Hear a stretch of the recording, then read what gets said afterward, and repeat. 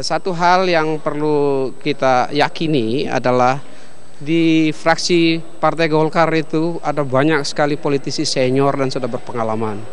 Seharusnya dengan kepala yang dingin, ya, dengan kedepankan aturan, mereka pasti mampu menyelesaikannya.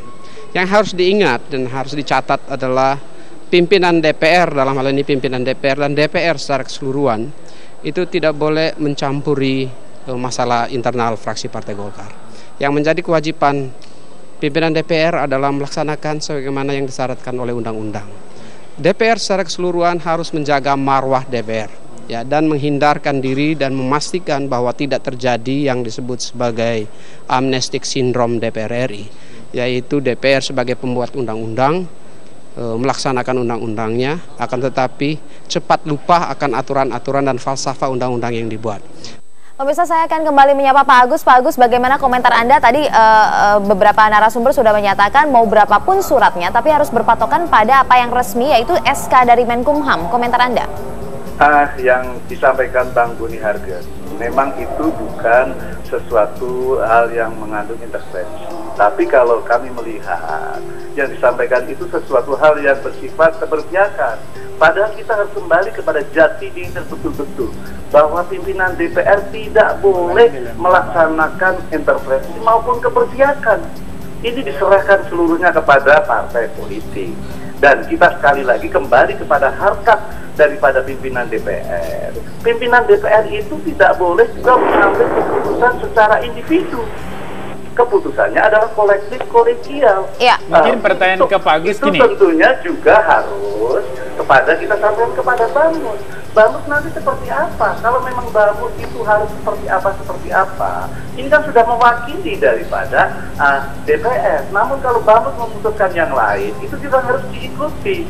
Karena memang kita ini juga harus kembali kepada jati dirinya, bahwa pimpinan DPR itu tidak boleh intervensi. Dan sekali lagi ingin saya sampaikan, saya ini adalah dari fraksi Partai Demokrat yang Bapak Ibu tahu sekalian, tahu kami tidak mungkin intervensi ke sana kemari, karena kami sudah memutuskan sebagai partai penyeimbang bahwa kalau pemerintah kebijakannya untuk rakyat dan sama inline dengan Partai Demokrat, itu yang tentunya kita dukung. Tapi kalau berlainan, kita tentunya menolak dan mengkritisi dan memberikan solusi. Contohnya pada saat pengangkatan Kapolri, Bapak Budi Gunawan menjadi Kapolri, hanya satu-satunya Partai Demokrat yang memberikan solusi kepada pemerintah bahwa rapat paripurna menyetujui Pak BG dilantik menjadi Kapolri, tetapi fraksi Partai Demokrat meminta penundaan. Ini adalah solusi akal cerdas yang disampaikan. Ini kita tidak bicara fraksi. Pak Agus, saya punya pertanyaan ke Pak Agus. Bagaimana pimpinan DPR sebetulnya melihat keputusan Kementerian Hukum dan HAM terkait Golkar? Betul, memang ada keputusan daripada Kementerian Hukum dan HAM. Ini semua surat-suratnya kan sama-sama masuk. Sama-sama juga. Enggak, artinya gini. Kalau menurut kalau menurut keputusan ya, silakan Pak Agus. Kita harus pimpinan DPR harus memproses seluruh surat sesuai dengan peraturan perundang-undangan. Jadi begitu surat yang masuk, tentunya harus diproses kepada Bamus dulu. Jadi apa saja surat yang masuk harus diproses di Bamus dulu. Itu betul, Pak Agus. Proses ini adalah sesuai dengan peraturan perundang-undangan. Sehingga kita pasti akan melaksanakan itu. Baik, sebentar Bapak-bapak, karena suaranya akan bertabrakan. Pak Agus, kita tahan dulu. Saya ingin dengarkan komentar dari Bung Boni, singkat saja.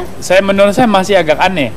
Betul bahwa pimpinan DPR membuat keputusan secara kolektif kolegial, dan betul bahwa dia menampung menerima semua surat yang masuk. Tetapi kan DPR harus punya sikap juga secara resmi bagaimana dia melihat keputusan hukum yang dikeluarkan oleh Kemenhukam. Kecuali kalau DPR tidak menganggap keputusan hukum ini sebagai sesuatu yang penting. Oke, tapi katanya harus diserahkan dulu kepada Bamus tadi. Ya betul, tapi kan harus ada sikap dulu. Harus dia punya pandangan Partai Golkar mana yang sah secara hukum. Nah itu dulu. Kalau misalnya DPR melihat ini situasinya masih galau, masih gamang, masih tidak jelas, artinya DPR menganggap keputusan Kemenhukam ini sesuatu yang belum jelas. Oke. Nah, itu aja sederhananya. Baik. Sehingga DPR tidak bisa buat keputusan, ya wajar. Baik, Bung Boni, sekarang saya ke Bung Yoris, silakan. Ya, Pak Agus, yang ingin saya sampaikan bahwa begini, kami memasukkan surat begitu ada keputusan dari Kumham. Nah, kenapa itu tidak diproses ke Bamus kalau tadi Pak Agus sampaikan bahwa seluruh surat itu kami terima, kemudian itu mekanisme formal, kemudian dikasih ke Bamus. Kenapa nggak dibahas di Bamus? Pertanyaan pertama. Kemudian surat yang masuk dari sebuah perusahaan bentuknya apa? Kita juga kan tidak tahu kan. Baik. Nah, kalau dia hanya mempertahankan fraksi, saya pikir DPR, pimpinan DPR, pokok tidak surat bisa tidak mengatakan. Baik. Oke, Sebentar, Pak Agus. Pak Agus. Surat dari Pak Agung Laksono itu datangnya di tengah rapat paripurna, sehingga bukan sebelumnya di tengah rapat paripurna itu datang melalui interupsi baru itu dibacakan. Namun itu juga kami paham sebagai surat bahwa surat itu masuk sebelum rapat karena sudah ada agenda Baik, paripurna. Bung Yoris tahan dulu sebentar, Pak Agus sedang menjelaskan. Ya, silakan Pak Agus. Nah, jadi kita sekali lagi bahwa surat dari Pak Agung Laksono itu masuknya kepada pimpinan itu di tengah rapat paripurna, sehingga pada saat rapat paripurna tentunya tidak dibacakan. Namun ada interupsi, baru di dalam interupsi itu dibacakan oleh yang interupsi tersebut. Dan ini pun kita juga sudah kita anggap sebagai surat yang masuk karena pada saat itu langsung masuk kepada pimpinan DPR. Nah, kenapa Bamus nggak bahas?